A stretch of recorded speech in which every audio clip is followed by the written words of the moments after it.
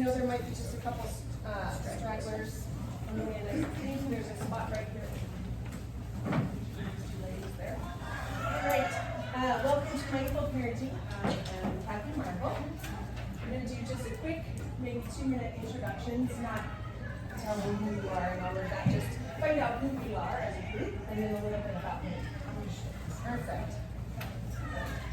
I am a retired Jeff Co teacher, 30 years, and about 10 years ago, or before the end of my career, I took a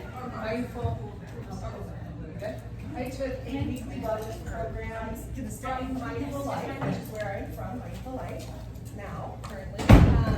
And it was life-changing for me as a teacher, as a mom, for my family, for all of us, and it changed the trajectory of my life. So I am very passionate about mindfulness. Obviously, I'm here today to talk to you about mindfulness. So 5 years after that, I reached out to the founder of Mindful Life. We together decided, she had written a parenting book, I had written a children's book, so we came together and did a mindful parenting book, or mindful children's book. And it's about little girl named Sophie, and she said breathe. It's about a little girl named Sophie, and she has issues, problems, situations that happen all day long. And as all kids do, she's a first grader. That's where my heart is, first grade. And she uses a different breath for a different purpose. And so that's the book that we wrote together. And then just about a year ago, we worked to transition, and now I'm owner of Mindful Life.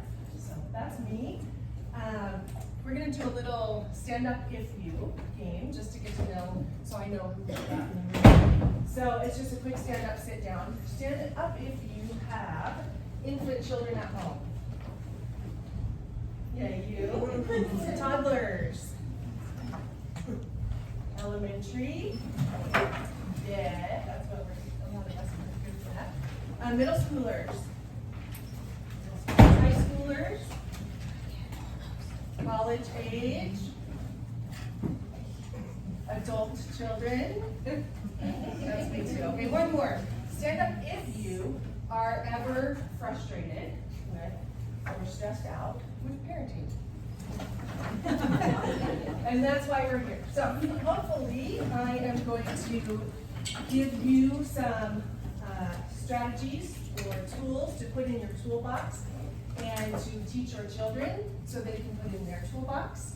Just like the weekly wellness program that I took as a teacher, my goal was to give my kids in my classroom a toolbox of practices that they can pull from when they're dysregulated. And so hopefully you get some for yourself, for your well-being today, and you get some for your kiddos. So that was the introduction. Our course overview, we have kind of a garden theme. And so at first we're going to talk about how things grow, and so in that we'll be speaking about how the brain develops, and then introduce what mindfulness actually is. And then we'll move to nurturing the soil, and that would be creating the optimal environment for success, what gets in the way, and trying to cultivate flowers versus weeds. Those flowers in our garden, those are those positive things. And remember, when you have a garden, the things you pay attention to are the things that grow. And so those are our flowers. And also, when you pay attention to the weeds, they grow. And those are our negative things. And so how can we focus on the positive? So we'll be working on that today. So I'm going to first quickly take you through a 3-breath micro practice. This is great when you need to transition into something. So you are at home and you need to transition to work. You are at work, you're transitioning home again. Or you're at home and you're without kids and transitioning at the end of the day to now I have a house full of kids. So anytime you need a transition, this breath works. So our first breath, we always breathe in through our nose and out through our mouth. That first breath is really just relaxing yourself. So you're in and you're relaxing. We're going to practice. We'll just do it once after I explain it. The second breath, we're really noticing where the tension might be in our body. Maybe it's your shoulders, maybe it's your back, your head, your eyes, neck, whatever it may be. And on that release, we're trying to get rid of that tension, let that tension go. And on our third breath, we are asking ourselves, what's most important right now, we're trying to set our intention. And so for me, I know you've been here all day long, and I would like for your intention to be focused for the next hour here on mindful parenting. So, we can do that together. You can close your eyes. You don't have to. You can watch me, whatever works for you, but we'll go through those breaths. In through your nose, that first breath, and then relax. Second breath, in through your nose, notice any tension,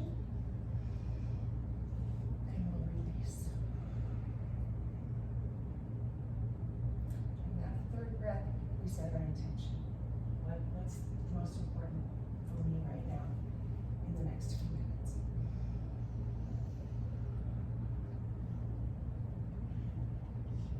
So that 3 breath mantra practice is quick and easy, but a way to set your intentions, a way to transition from one thing to the next.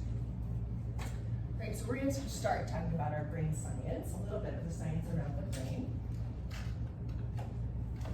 So,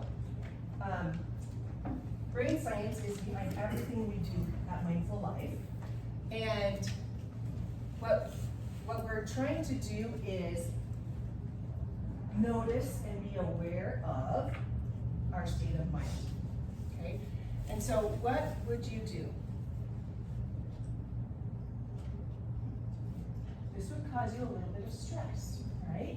So we're gonna look, this is Dr. Kristen Race next. She is going to tell us about the classic stress response and what that looks like. Let's talk about stress for a second. Imagine you're alone in the mountains and you see this coming towards you. It happened to me. I was alone and riding my mountain bike, but I had been taught exactly what you're supposed to do when you run into a bear. You simply get off your bike, lift your bike over your head, and slowly back away while speaking to the bear in a non-threatening voice. For some reason, upon this encounter, my reaction was to scream as loud as I could, turn around, and try to ride my bike up and over the mountain, outrunning the bear. This is a classic fight or flight response. Let's take a look at what it looks like inside the brain. My eyes set the image of the bear to the relay center of my brain called the thalamus. The thalamus perceived the bear as threatening and sent a signal to the amygdala, which activated a set of responses designed to promote survival. This floods our nervous system with chemicals. Our heart pounds faster. Our breathing becomes quick and shallow. Muscles tighten and senses sharpen. It's a way of protecting us. From an evolutionary perspective, this is how our nervous system was supposed to respond. Similar to right before you get a TED Talk, by the way. Now the message also goes to the prefrontal cortex. This is the part of our brain responsible for attention, impulse control, problem solving, decision making, and forward thinking. It's the part of our brain that registers positive emotions and helps us work and learn efficiently. Basically, we have the smart part of our brain, the prefrontal cortex, and the alarm part of our brain in the limbic system. The alarm part of our brain reacts faster and at times can be stronger than the smart part of our brain. In this instance, my prefrontal cortex was slow to access the information I learned about bears because the alarm response had taken over. So that was a classic stress response. And so if we looked at it on a graph, it would look something like this. Our optimal prefrontal cortex, which is that smart part of our brain, I can show you on the brain actually if you want to. That prefrontal cortex is that frontal lobe. It's that big section right here. And it's that smart part of our brain, which she said, responsible for decision making, problem solving, forward thinking, I call those future glasses, those kind of things, making good choices, all of that. And then our amygdala is so small, very small but mighty, in the back of our brain, that limbic system. And that is so mighty that it can, like she said, override the smart part of your brain. So you know what to do, but you don't do it. You're in a state of fight or flight when that happens. So wake up in the morning, we're pretty in a relaxed state. We can do all of those things. We are thinking clearly if we've slept. We are thinking clearly. We are problem solving. We have organization is good for us. And then we have a threat. In Kristen's case, it was a bear. Now, all threats or triggers are not life-threatening like a bear. And we're gonna talk about a few of those in a little bit. But once that threat's gone, we come back down to our baseline and we have optimal prefrontal cortex functioning again. Okay, so that's what it looks like on the classic stress response on a graph. Now, here's what it looks like for kids.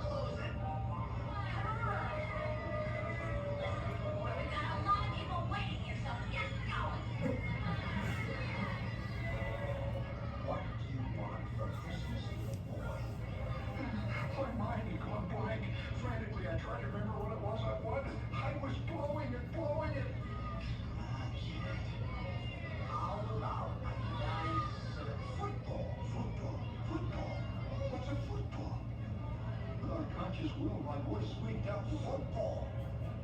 Okay, get him out of here. A football? Oh no!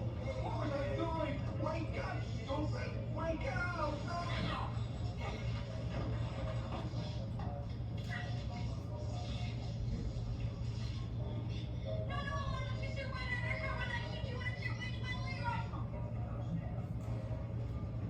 So he knows he wants that BB gun for Christmas, but he is completely overwhelmed, overstimulated by everything that's going on. He can't even think. That's what happens to our kids if they are in that state. You think about that at home, they're overwhelmed, they're embarrassed by something, they're overstimulated by something. You're gonna see this kind of where they can't think at home as well.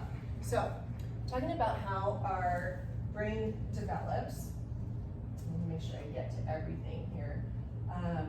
Okay, so when we're born, our brain is in a remarkably unfinished state. We have those 100 billion neurons that are not yet connected.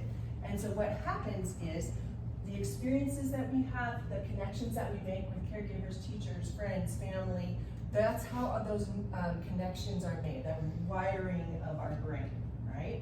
And the circuitry, whatever, however you want to say it. So the thing that gets in the way of development is stress.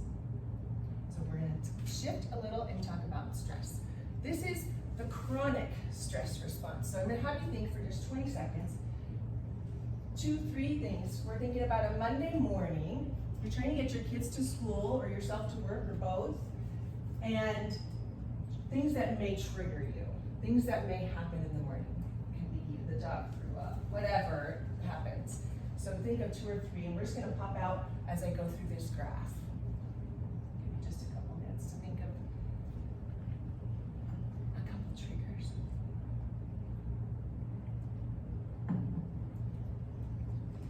Okay, so once again, we are at optimal prefrontal cortex functioning when we wake up in the morning. We're in a relaxed state.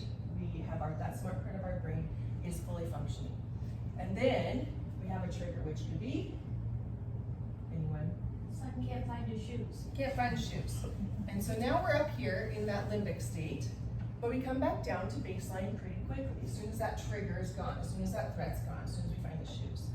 But then it's Monday morning, so of course there's another trigger. Can't find my keys. Can't find my keys.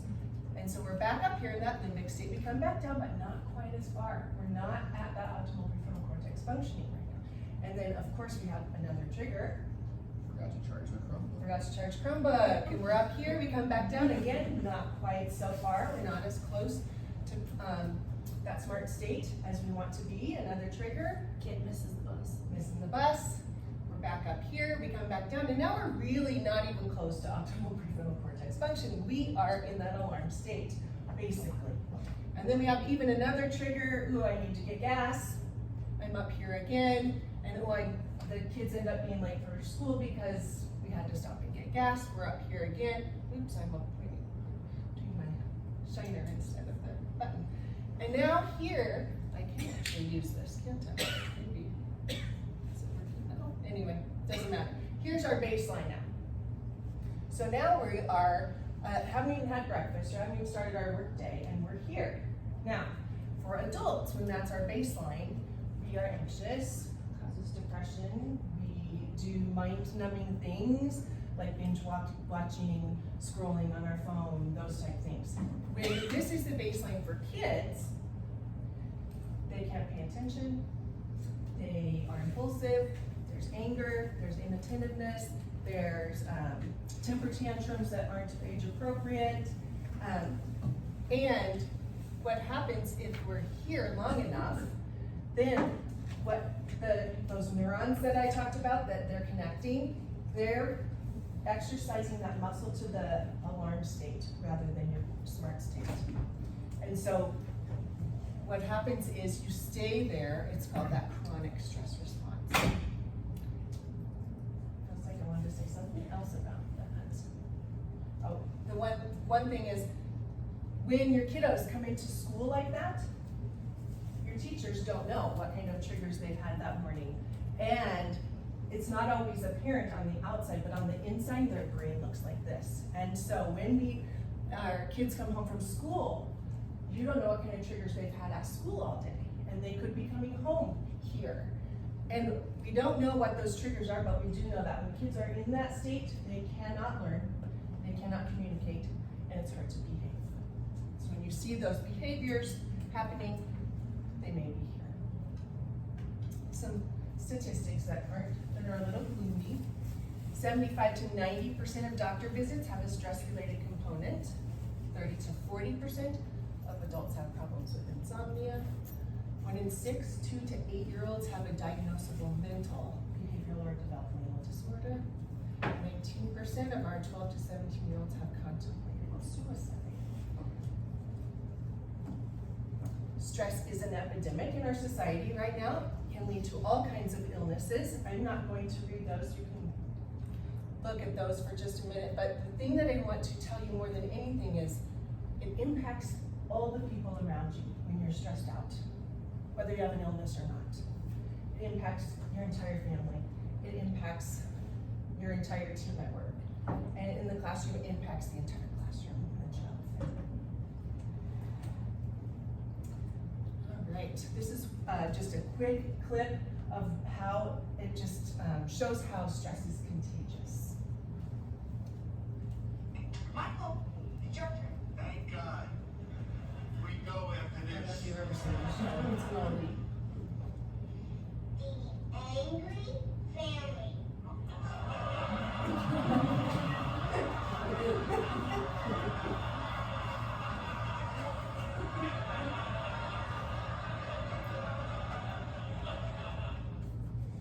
The daddy was mad at the mom.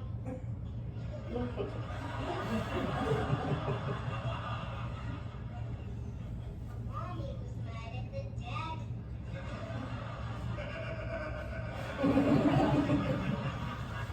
Mommy and Daddy were very mad at Grandpa.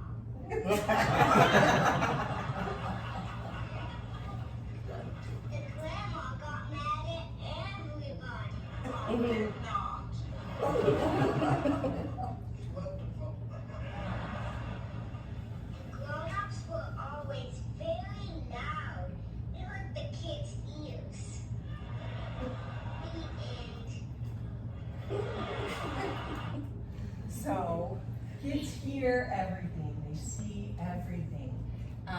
So that just illustrates how contagious stress is. There's also an episode with the fire drill in The Office. If you watch The Office, that's another example of how contagious stress is.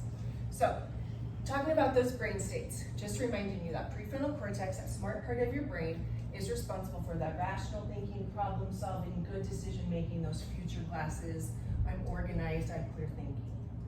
That limbic system is, then your amygdala is in charge, small but mighty, can override all of the smart things that you want to do or know to do. That limbic system is responsible for those big emotions and stress and that chronic fight or flight.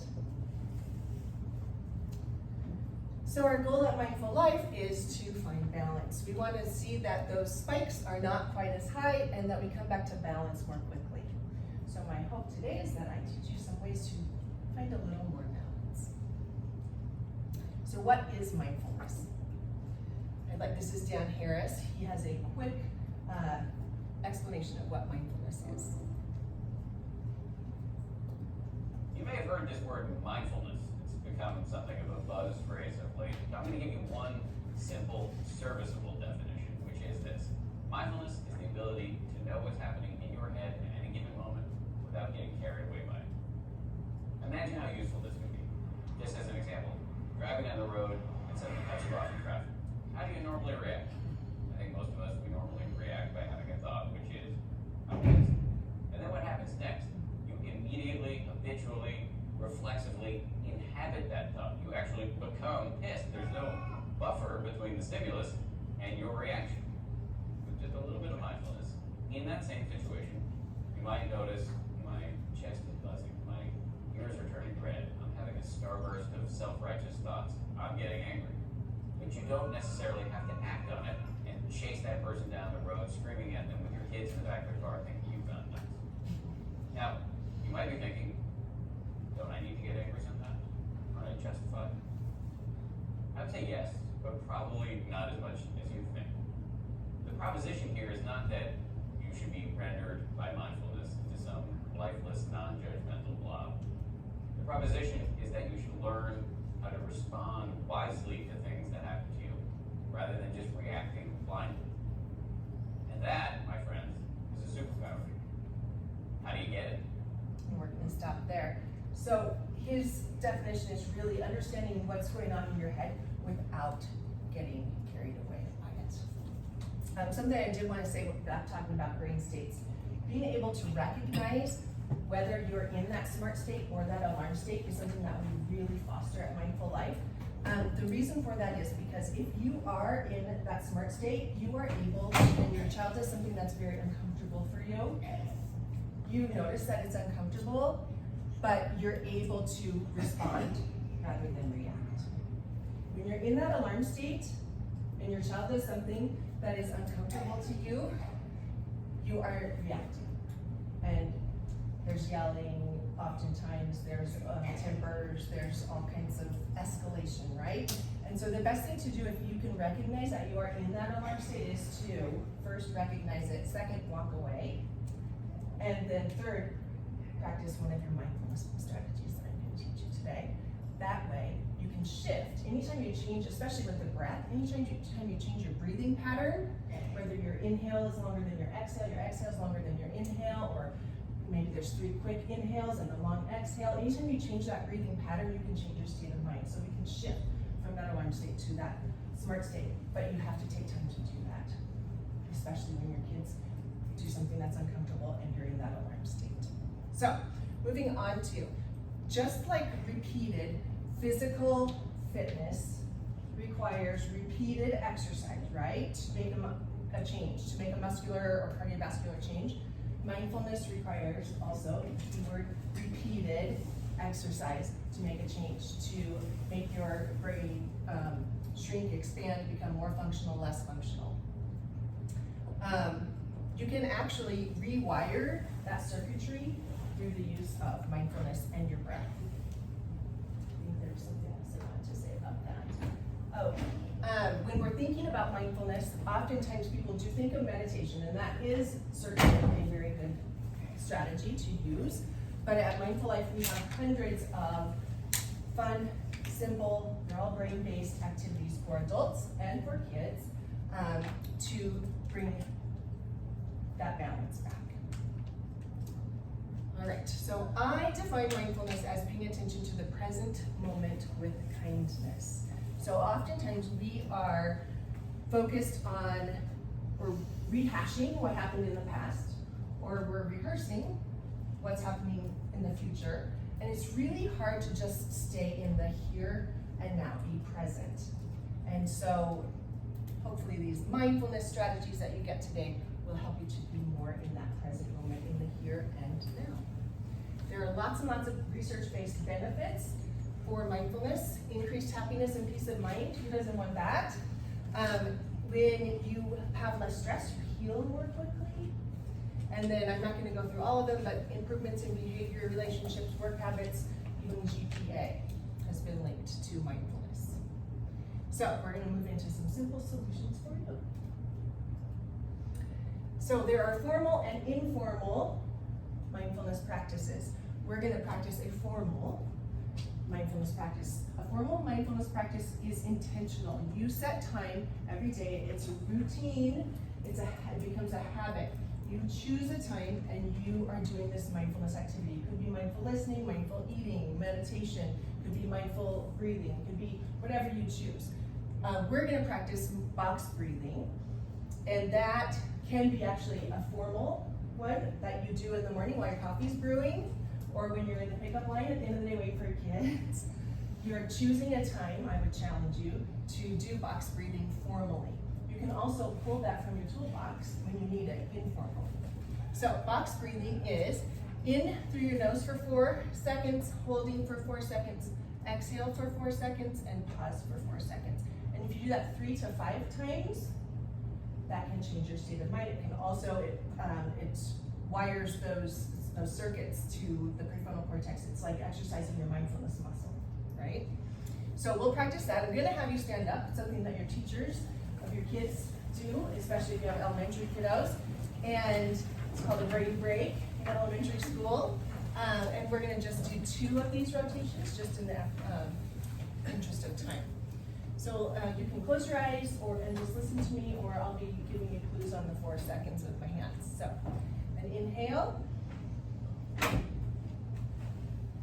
hold, exhale, pause, inhale, hold, exhale, pause. And you can do that 3 to 5 times, however many times works for you to kind of either start your day or find a time throughout your day.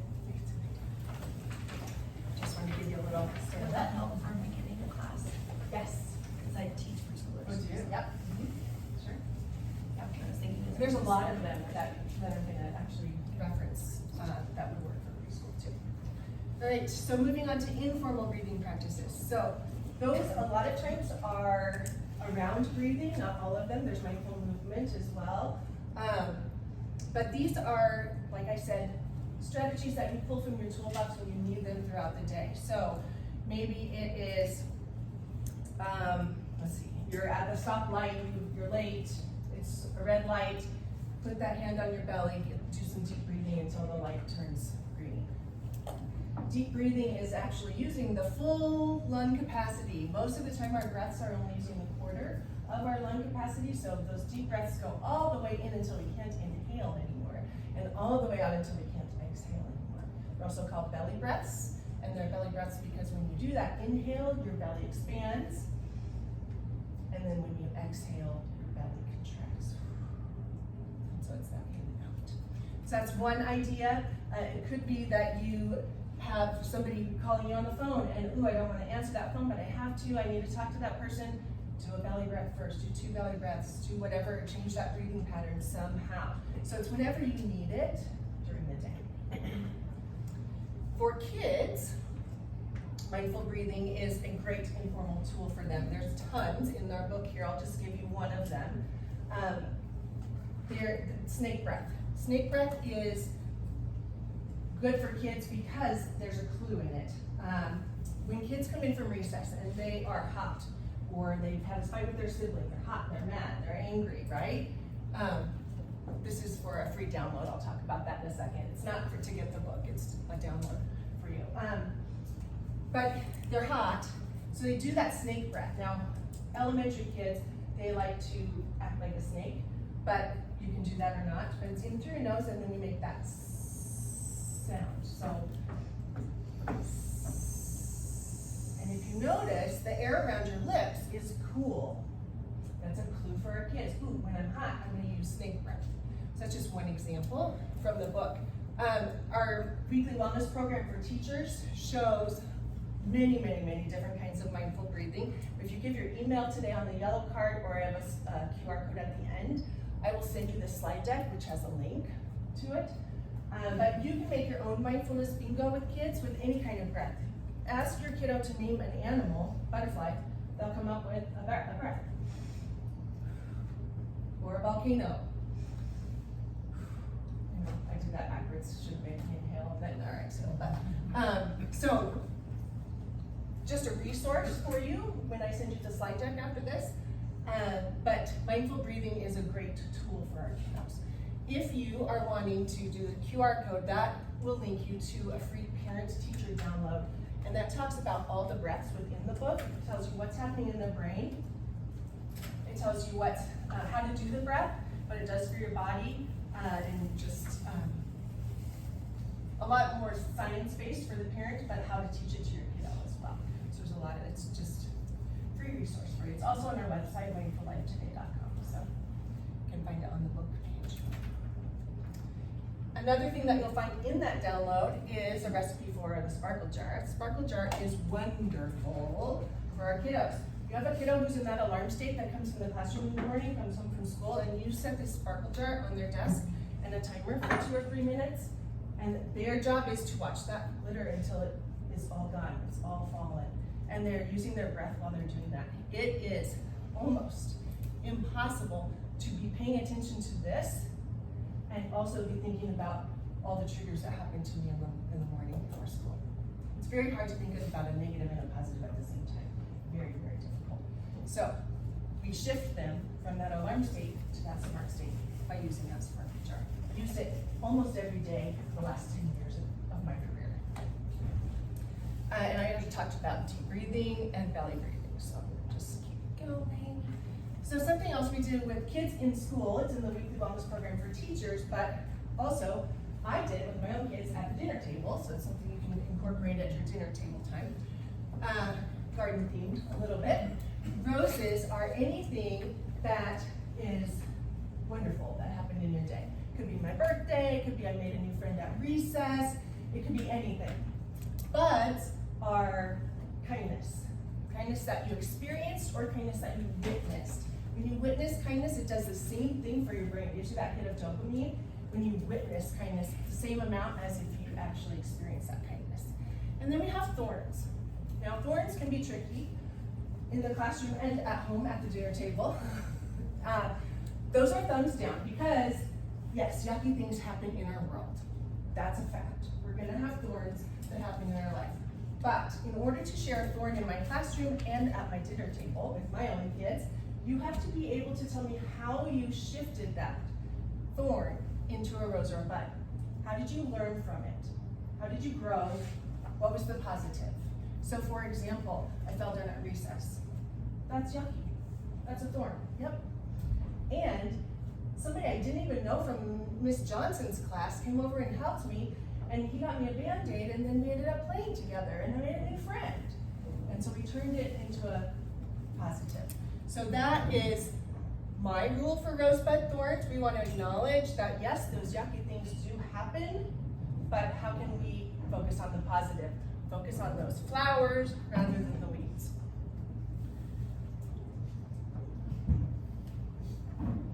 All right, make sure we still have 30 minutes.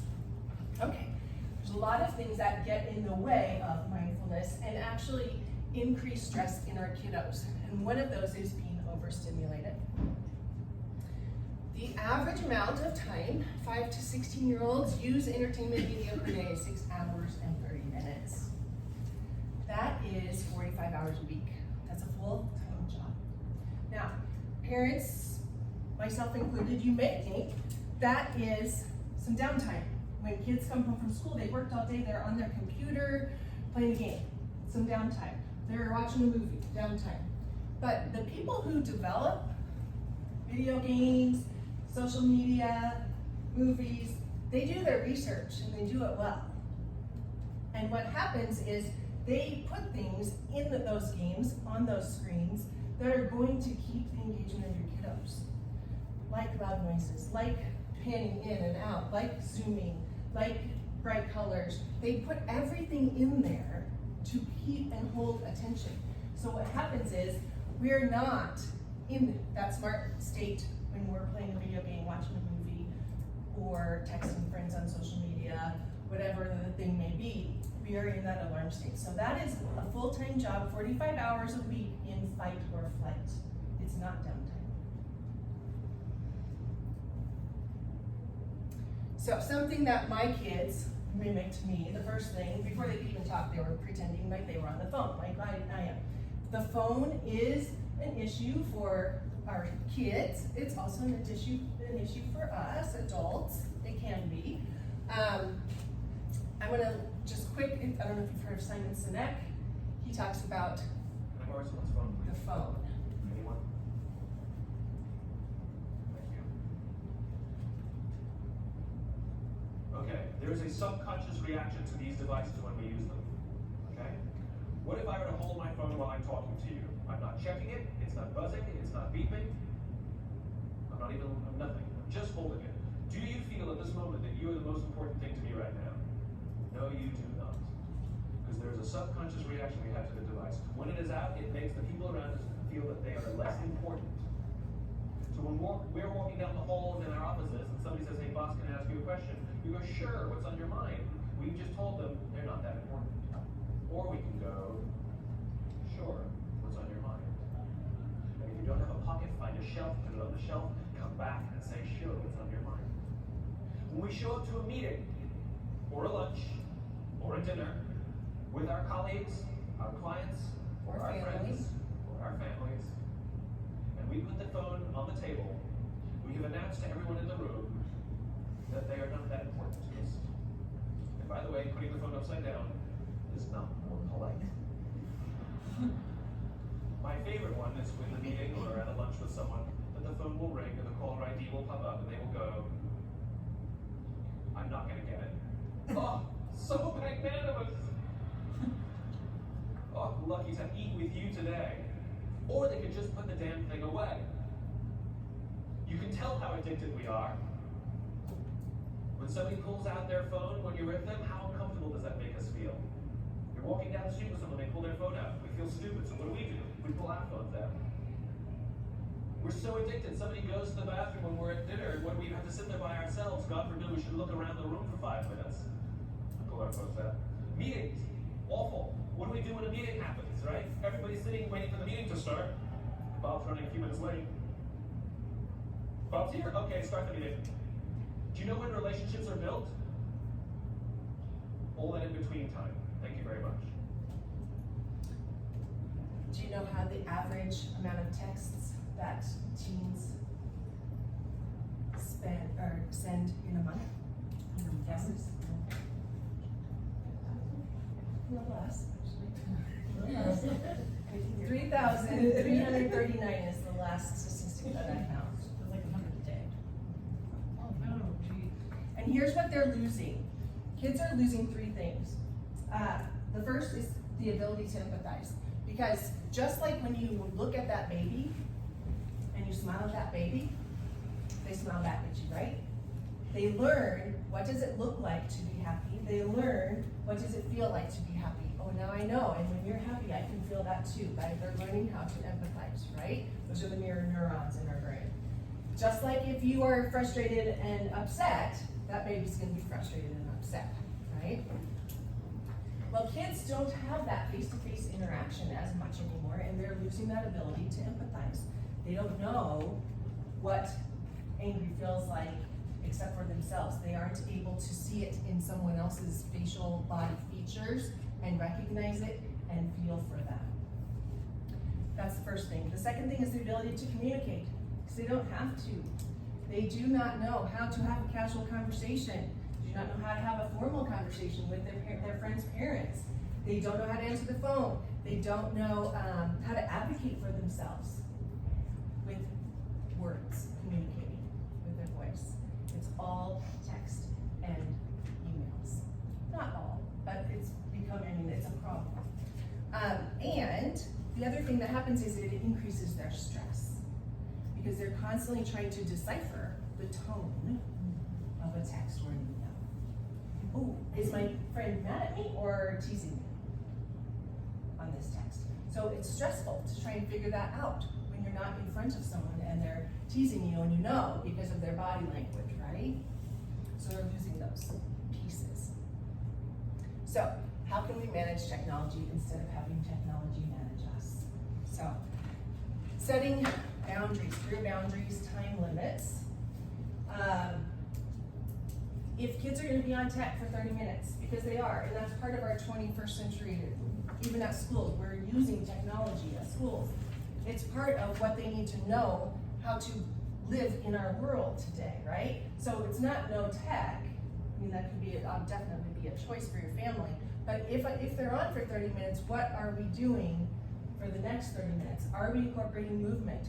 Are we focused on one piece of media rather than media multitasking? Because when we're media multitasking, which is playing that game and texting or scrolling, then we're increasing that 6.5 hours a day even more when we're multitasking media. So it's one media source at a time, it's time limits, it's incorporating movement breaks. Just like I would say for adults who are working on the computer, every 20 minutes, you're 20 seconds, you're looking 20 feet away, right? Or up around your desk every 20 seconds, or make a loop, or go outside and get the mail. Something, the same thing for kids, they need to be moving. All right, can I ask you a quick question? Yeah, sure. Do you know if there's a recommended time limit by ages or anything like that for kids for media? I don't, but I can research that for you. I know also, there's a lot of information in a new book that's out called The Anxious Generation. Yeah. So There there's is tons. on the American Pediatrics Do you website. remember what it says? Up to 6 years old, they're not supposed to have any more than 30 minutes. And then I don't remember past that because I was 5. Yeah. So, You're in the first bracket. yeah. You're in the first bracket, thank you. What was that book called?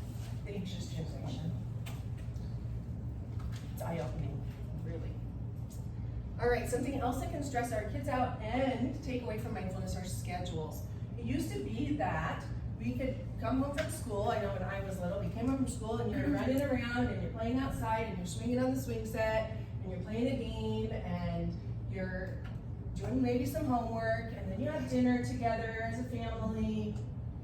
And then after dinner, there's more. Either get back outside, get back to the swinging, play, finish our game, whatever that may be. Yes, we should read, and yes, we should be doing our homework every night. But we had time to explore. We had time to create. We had time to be out in nature. And schedules aren't allowing that as much today.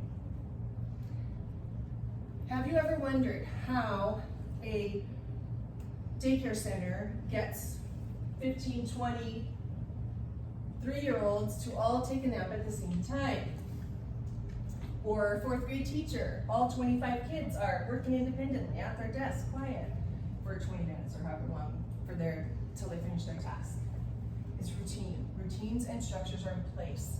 And that's how kids feel at ease and at peace when those routines and structures are in place. Without them, kids feel anxiety and there's a lot of resistance. So if you don't want that resistance, when there's a transition from this to this, those routines and structures need to be in place. Talking about organized sports. Now, I am a proponent for organized sports, but I'm going to tell you something that might make you think just a little bit about organized sports and be a little bit more intentional. When your kids are in the neighborhood and they play a pickup game of kickball, baseball, basketball, whatever, tag, whatever it is, kids are using all of their prefrontal cortex to do that. Kids are in charge of the rules, teams, uniforms.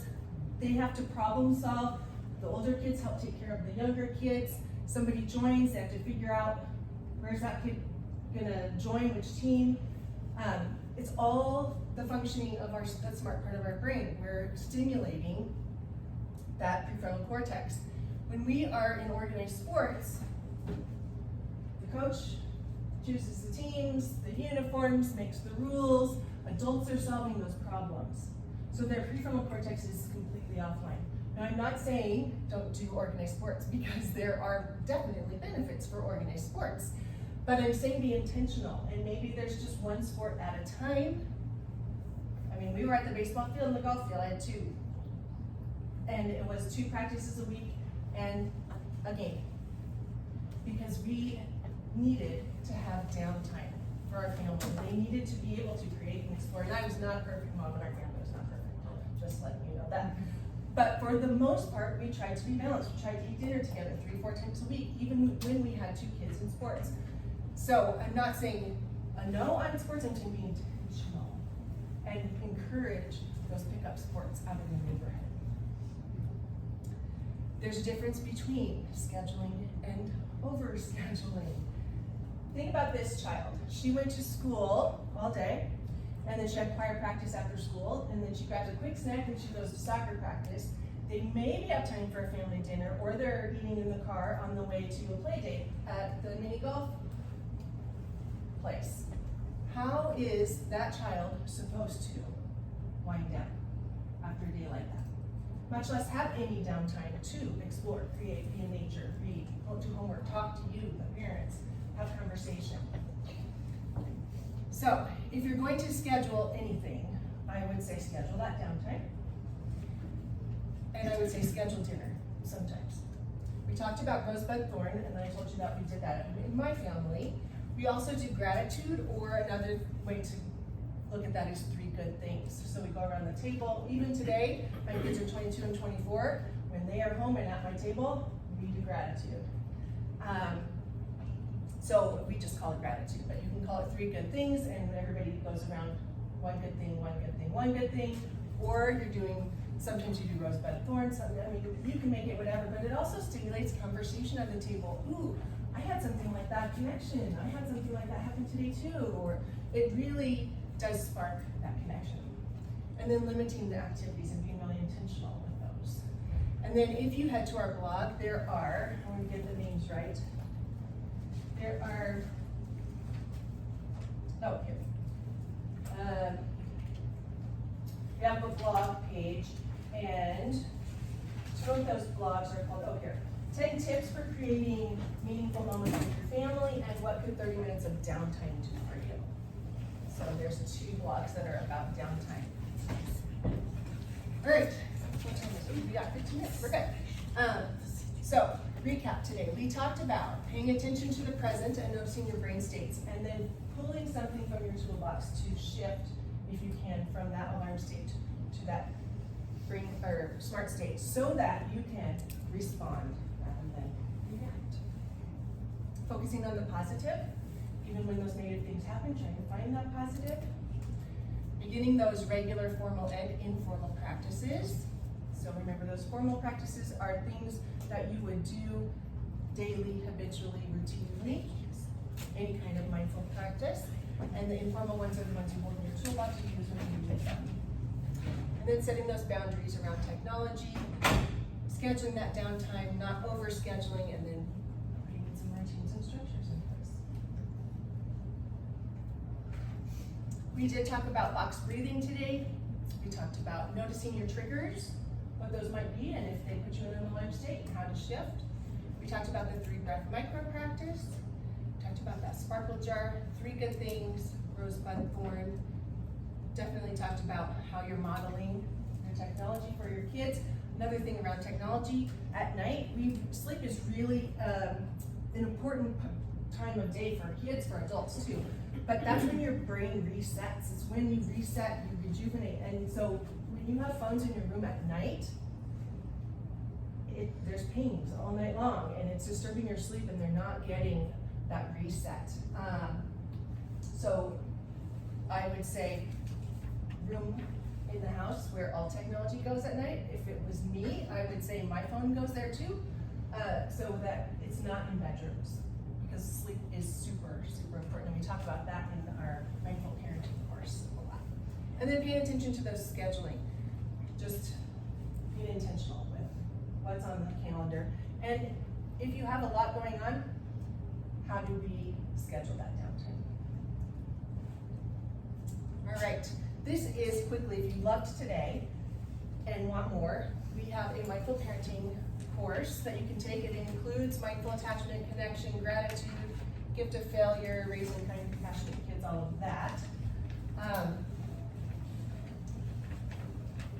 for being here today, you can get 50% off. This is a QR code to go there. You don't need to do that. You can also just go to Mindful Life today if you're interested in more on the parenting end of that. Or the thing that I would really encourage you to do is gift the weekly wellness program to your teachers or your schools. You are the change makers, PTA, and you can bring this program to your entire school. And then your teachers have it.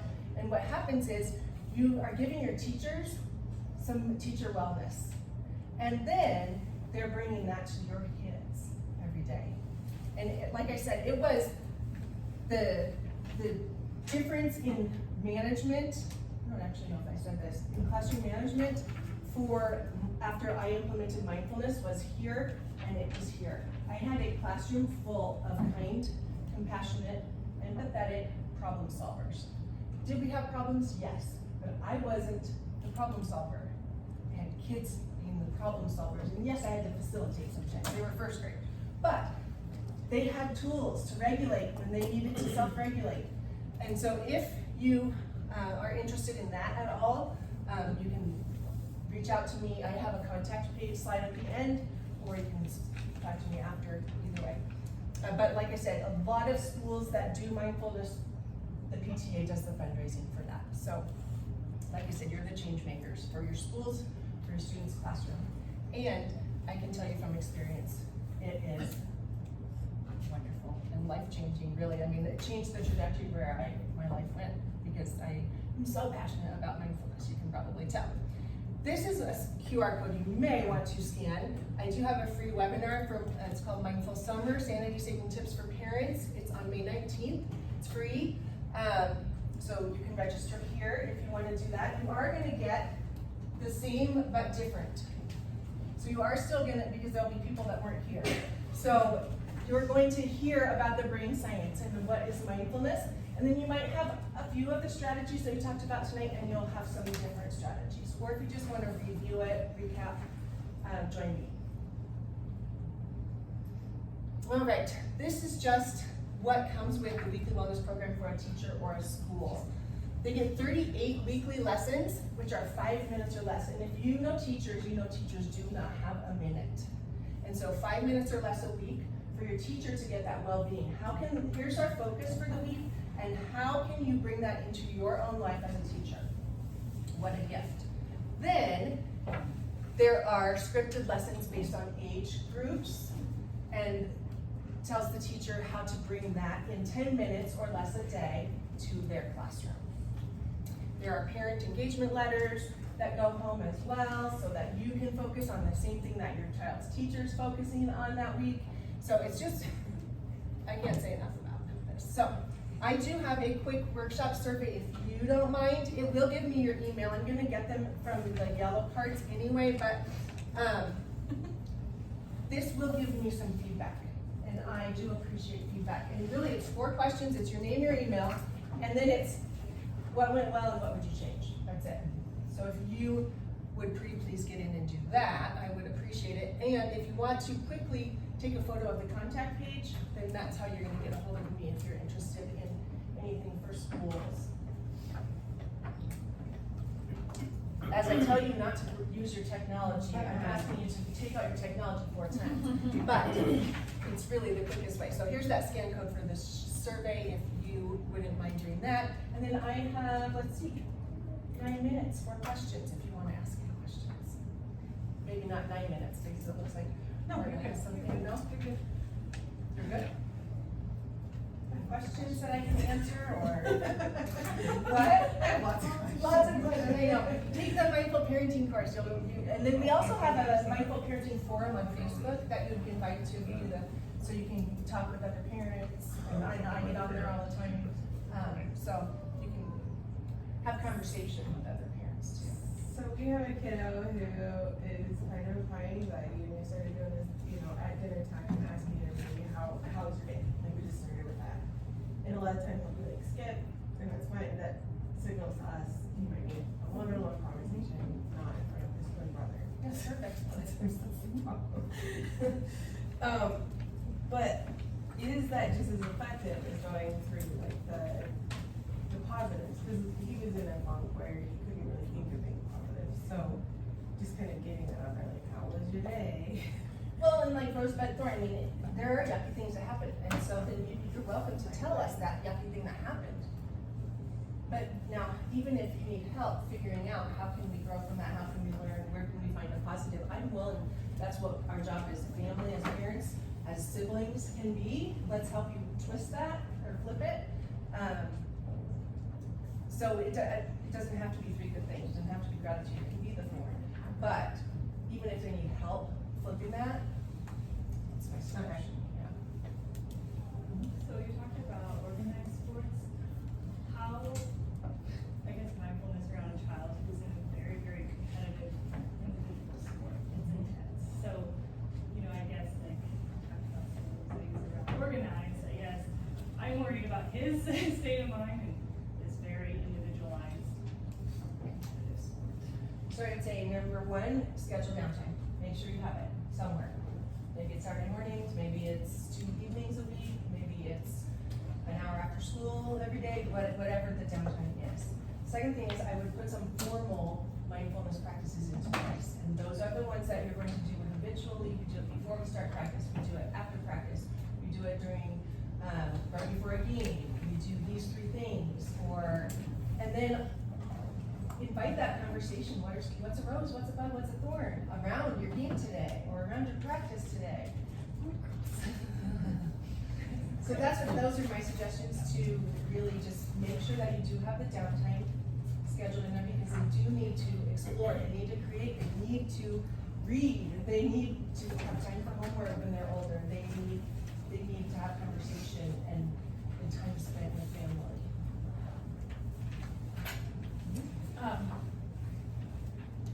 I have an 8-year-old daughter that will go into meltdown mode, and so I kind of coach her to do deep breathing with me. Would you do that sort of thing, or how would you do that? Like, could you model for me? Because I don't want to presuppose that you would say to coach deep breathing to a child instead of meltdown. That's what you say. Well, and that's just like What do you you having a think? kiddo Yeah. in the grocery store having a meltdown because they can't have the Fruit Loops. You can't try and teach them, what's 3 + 4 at that time? Their Yeah. prefrontal cortex is Well, what I do is I completely do it with her. offline, I'll say, right? can we take Yes. 3 deep breaths together? So I guess I was wondering, do you have anything, And I think like that's a better exactly what I need suggestion to do. or not that Yes. or anything? Okay. That's what I would do. I had a parent actually who sent me an email, said, thank you so much for for teaching my child this life skill. Charlotte and I argued last night, and there were slamming of doors, and there was yelling. And she came down the stairs like a little adult and said, Mom, I think we need to breathe. I think we can't focus on solving this problem until we are in a smart state. And I don't know exactly the words, what it was, Yeah. but I mean, so that went from me to my class to home to another family. And that's the hope. That's the hope. So the hope is that they're it's such the norm that they have practiced repeated exercise, just like physical, repeated exercise, and that mindfulness muscle to the prefrontal cortex, so that when they get there, then they can self-regulate. They pull from their toolbox. They pull that strategy. And if they need help from you, it sounds like that's a great option. I mean, that's what I would do. Yeah. Okay. Yeah. Yeah. Or even just start modeling it. Even sometimes they are going to. So Yeah. I see that you're upset, and so I know that makes me a little upset. So I'm going to sit down here Yeah. and I'm going to do these. Yeah. Like if she won't do it with me, then I'll say, well, can you just wait a minute because I need Yeah. to do it. Yeah. And that's Yeah. perfect strategy for parents. Sometimes you need to. Yeah. What you need to do when you're in a alarm state as a Myself parent, shut up. you need to notice it. You need to walk away, and you need to regulate and bring your alarm state to your smart state. Kids need to do the same thing. I have a beautiful little nonverbal 3-year-old who will get visibly upset, and you can see him with tears streaming down his face. Because we practice all of those breathing things and coming down and identifying emotions in other kids. The more they know, the better they do. Really, I mean, the more practiced they are, the better they do. They're comfortable pulling from that toolbox because they've used it time and time again when they're not in an alarm state. They've used it. And so then when you are in an alarm state, you automatically pull for it. How do you use the chime? How do I use this chime? Well, teachers do this a lot too, in transitions in the classroom or to get attention, or we practice mindful listening with this. So mindful listening, you are raising your hand when you no longer hear the tone of our. So we all close our eyes, and we're practicing How many things do we focus on at one time and do it well? One.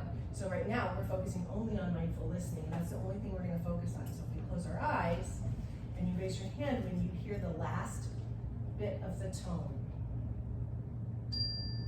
Now that wasn't very loud.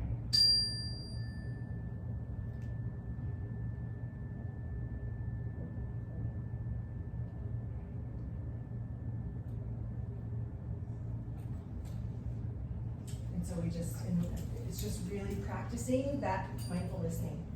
Because the more you practice doing one thing and one thing only at a time, that's when we're aware of the here and the now. We're in the present. We're not talking about the future or the past. Yeah. Do you have a specific, concoction that you do for downtime? Like, do you tell them like, this is your downtime? Do anything but media? Or do you say, this is your downtime, go outside? Or do you say, Well, it's like, like, do you depending on give your instructions family, or do you yeah. just? It's really, when kids are given the opportunity to just do, I mean, you see their creativity come out. You see they're thirsty for it. Just like once you learn to read, you're thirsty for books, you know? They're thirsty for that time. And I don't think that, I mean, you can just start, if it's not something you're used to doing in your family, then I would say, ooh, we're gonna start this new thing, and mom and dad are gonna do it too, or whoever the family members are. And we all have downtime, and nobody has tech, and we can talk in the beginning, these are the things we could do. Yeah. We do it and we call it quiet That's what I time. was Because saying, yeah, we quiet replaced, time. like when she stopped napping, she was still having difficulty regulating her emotions, and so like she'd get home from school and then just kind of be in a bad state because she's had all the stimulus. So that we give her 30 minutes of quiet time after school where she goes in her room, she can listen to music, but it has to be on a certain volume, and then, but that's the only stipulation. She draws, she colors, she like plays with dolls. And downtime can be with you. Also, Yeah. with parents, it's not necessarily, it could be that way to calm ourselves from the day we're overstimulated from the day, and we do need some time to just be. And it can be, downtime is us playing a game, and it can be us building something together, and it can be what your family needs, but they really need the ability to explore, create, and be outside in nature. Yeah, I think it seems nice to name it because then like validates it and teaches it a little more than if it was just in 3 hours we're doing something else. Well, Yeah. like, no, we're doing And setting something else. timers are great for kids so that they know, I mean, teachers use them all the time on the board, oh, we have 5 minutes left, or oh, we're gonna be reading independently for 10 minutes, or whatever. So our downtime is 30 minutes, here's our timer, and a lot of kids are gonna find when the timer goes up and they're like, oh, you know, they wanna keep going, and they can, why would they not? Unless you have somewhere you have to be, but, or if it's bedtime.